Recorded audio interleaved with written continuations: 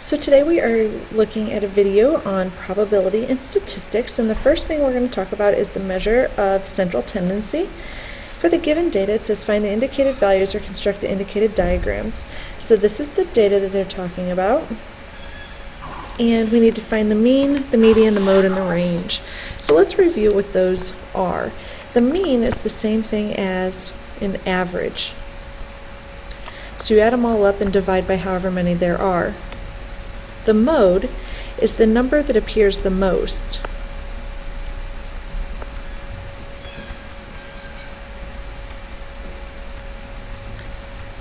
The median is the middle number when they're in line. So you would cross off like 1, 2, 1, 2 to find the middle number. If there's more than one middle number, then you need to take the average of those two. The range is the greatest minus the smallest. Okay, so for tomorrow, I would like for you to calculate the mean, median, mode, and range. Okay, so now let's go ahead and look at constructing a stem and leaf plot. So a stem and leaf plot is obviously going to have a stem and a leaf, and our stems are going to be something like 4, 3, 2, 1, and then really we could put a 0 on that 8. So it is that leading number there, that leading digit. So 0, 1, 2, 3, and 4.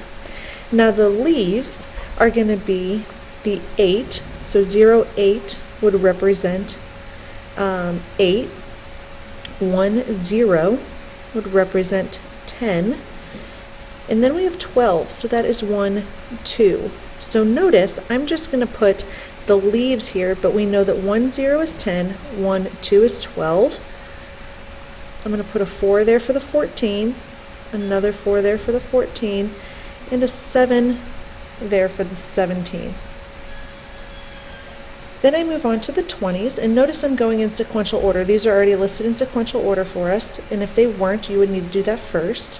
But the 22, the stem is 2, the leaf is 2 for 22. Then 26, we have a leaf of 6. 28, we have a leaf of 8. And 29, we have a leaf of 9. For tomorrow, I would like you to continue with the 3 and the 4.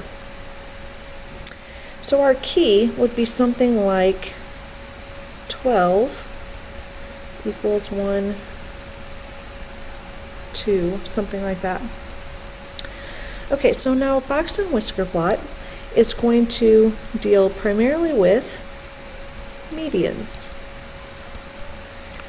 Okay, so up here, if you calculated this, or if you found the median already, we've got 1, 2, I'm going to do 3, 4, 5, 1, 2, 3, 4, 5. It looks like I've got 22 and 26 in the middle. And remember I said if you have two numbers, then you're going to have to add those up and divide by 2. You're going to find the average. So this is 48 divided by 2, or 24. That is your median. Okay? So what I'm going to do is I'm going to draw a line where I think 24 would be. There's a segment there. Okay? And then what I need to do is find the median between the numbers that are remaining. So I've got this red box over here, and if I want to find the median of those numbers, I see that the median of those numbers is 30. So I'm going to put another segment at 30, and then I'm going to do the same for the remaining numbers on the left-hand side. The median on the left-hand side looks like it would be 14.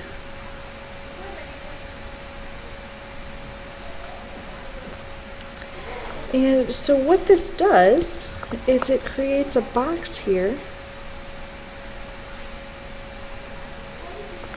And now we need our whiskers. So our highest number is 48. Let's put a line there, or a segment there. Connect like that. And our lowest number is 8. So we'll put a segment where 8 is and connect. So this is our box of medians, and these are our whiskers to the highest and lowest point. Okay, so now let's go ahead and describe the data.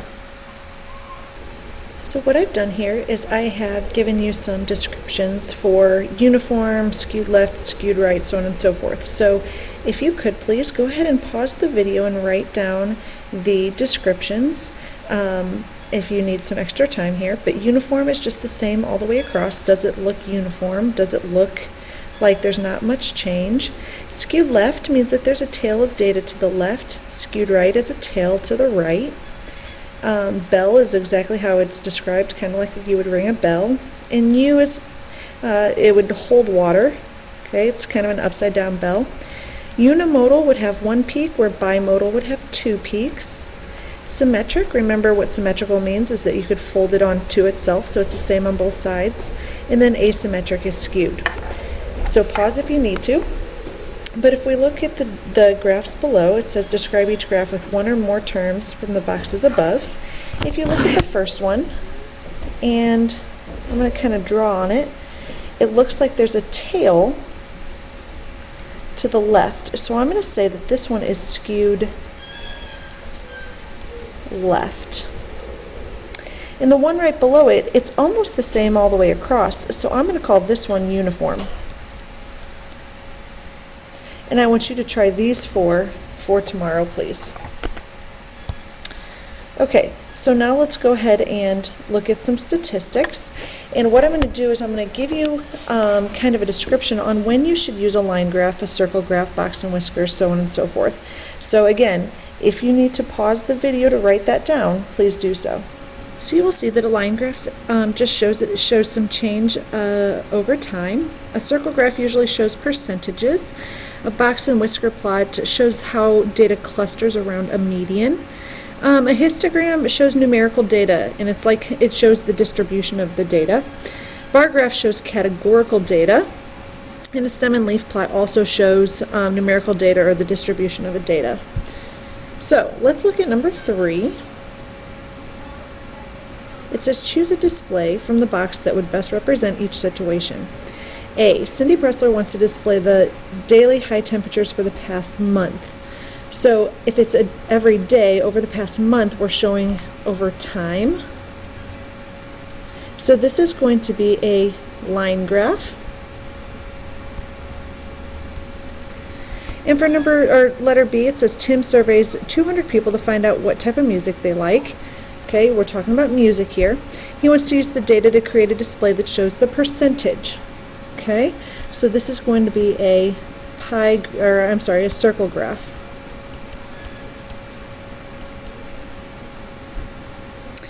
C, the Algebra 1 teachers who want to analyze the distribution of the semester 2 exam grades. Okay, because it's a distribution, we are going to choose the bar graph. Or you could even do the stem and leaf plot if you really wanted to.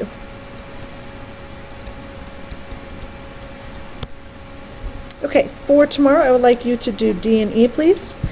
And we are going to go ahead and take a look at probability. Okay. Mary flips 2 coins one at a time and records the results. Or flips 2 coins one time and records the results. So A, it says what is the sample space of the experiment? This means what are the possible outcomes. So if she flips 2 coins, she can either get heads, heads, heads, tails, or tails, heads, and tails, tails. So there's 4 possibilities there. So what is the probability of obtaining exactly one head? Okay, exactly one head would be the heads and tails or the tails and heads. So that would be 2 out of 4 possibilities. But we do want to reduce that to 1/2. C, what is the probability of obtaining at least one head? This means 1 or 2 heads. So this one, the heads, heads has 1 or 2, tails, heads, and heads, tails all have 1 or 2. The only one that does not work is the tails, tails. So this would be 3 out of 4. Please try D for tomorrow. For number 5, it says you roll an 8-sided die. What is the probability of the following? So we're going to assume that the 8-sided die is labeled 1, 2, 3, 4, 5, 6, 7, 8.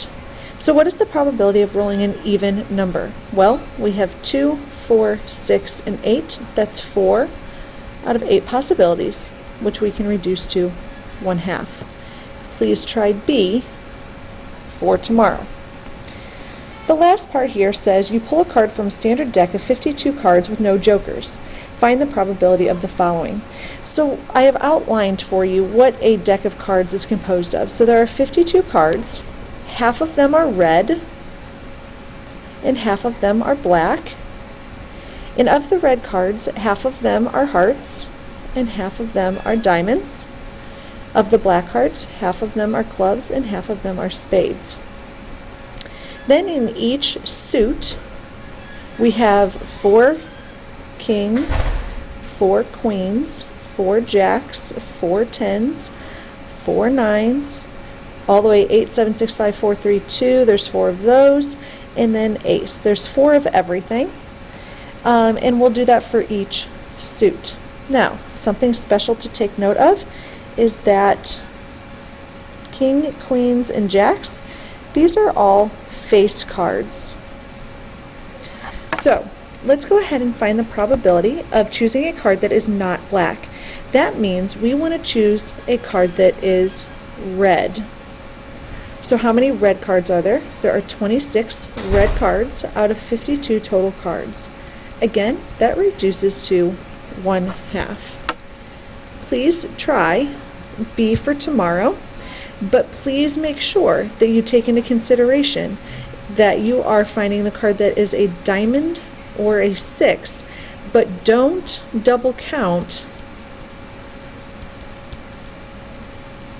the 6 of diamonds.